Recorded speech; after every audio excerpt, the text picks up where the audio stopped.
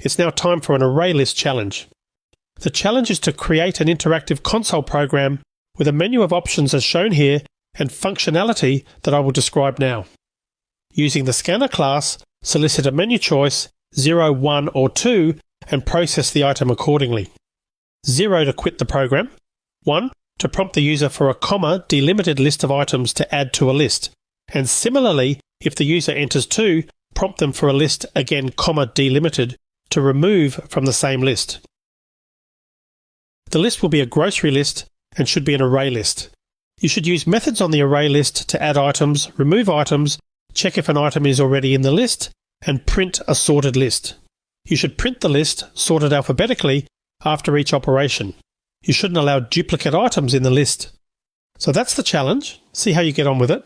Best of luck. Pause the video now. Okay, how did you get on? Did you figure it out and get it all working? As you can see, I've already created a project called ArrayList Challenge. I'm going to start by creating a static field for the scanner instance. I'll use this instance in several of the methods I'll be creating. I'll make this private since it only gets used by this class. Private static scanner equals new scanner passing system.in.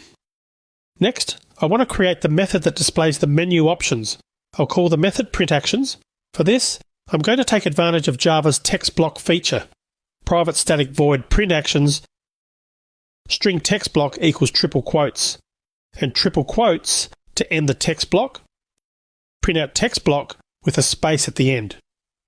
Hopefully, you'll remember that a text block is just a way to format a multi-line string in a what you see is what you get manner. Here, I am assigning the text block to a string variable.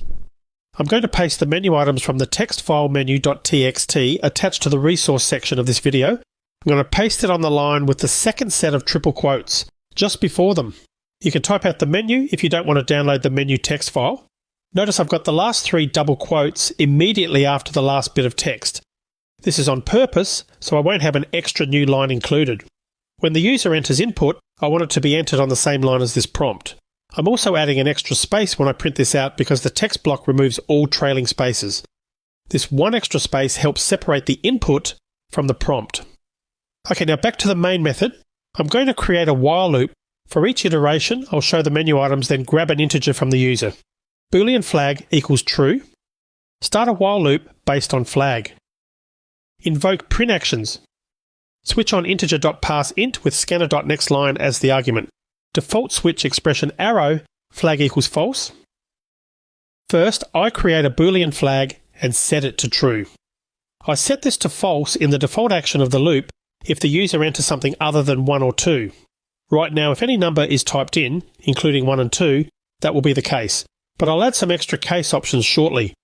And I've set up the while loop using that flag as the condition. I first execute the printActions method. Now I have a switch statement, and in that switch expression, I have a compound expression. A compound expression involves multiple method calls or operations combined together to produce a single result. First, I use scanner.nextLine, which reads input from the console. That's getting passed directly to the method parseInt on the integer wrapper class. Note that the challenge didn't ask you to perform any validation, and this is true for my code. If the user enters anything that's not an integer, this method will fail and the code will crash. The default behavior just sets flag to false, which will break out of the while loop. Even though it's not complete, let's run this. You can see the menu options and also a prompt to enter something after the last statement and colon on the same line. So that's good. As I mentioned, right now at this point, any number I put in there will break out of the loop. I still need to create the add and remove methods. I'll start with adding elements, but first I need a grocery list. I'm just going to add this as a local variable to the main method. Array list of string, groceries equals the new array list, diamond operator parentheses, and down here I'll add groceries.sort with comparator.naturalorder as the argument. And then I'll print out groceries. The grocery list is defined as a list of string specified by typing string in angle brackets on the left side of the assignment. I include the diamond operator on the right side in the creation expression. After each selected action item, I'll sort the list. I do this by calling the sort method and passing a comparator to the method, getting that from the static method on comparator called natural order. You've seen this in use previously in this section. Lastly, I print the grocery list out, passing the ArrayList instance to println directly. Okay, so now the methods. First, add items. Private static void add items with the single parameter an ArrayList of string called groceries. Print some instructions on how to add items. String array items equals scanner.nextLine.split with a comma as the argument. Call groceries.addAll with list.ofItems as the argument.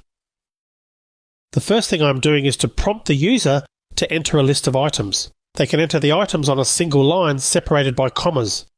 After the prompt, I call scanner.nextLine, which reads the data. I chain the split method on string to that call, which splits the string I received from the user with a comma and returns a string array containing each entry. I could loop through and add these items to the list one at a time. Instead, I add all entries at once using the addAll method, passing the result of a call to list.of using the string array I just created, which was based on the data entered by the user. Going back to the main method, I'll add a call to this method. Case 1, switch expression arrow, invoke add items passing groceries. If the user enters one as a menu item, I call the add items method.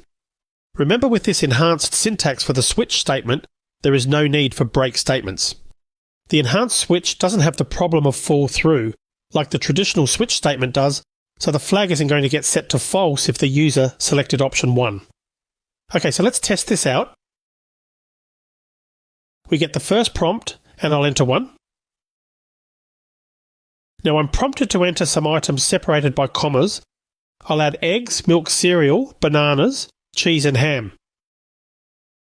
And there, you can see all those items got added at once. And although that's pretty efficient, it's not really what I want for reasons that will become clear shortly. Also, notice how eggs is at the end of the sorted list. This is because all the other items start with a white space, and the white space takes precedence over letters in a sorted list. I'll take care of that shortly. Remember, I don't want to add duplicate items, and this code lets us do it because it's adding all items entered at once to the list. So, if I enter 1 again, and add eggs and cereal this time, you can see they got added again, and now I have eggs and cereal in my list twice. Let's enter 0 to quit out of that loop, and then I'll fix the add items method. I'm going to comment out that line that adds all the items the user entered. It really has 2 problems. It adds duplicates, and it includes extra spaces the user may have added. Let's fix both those problems.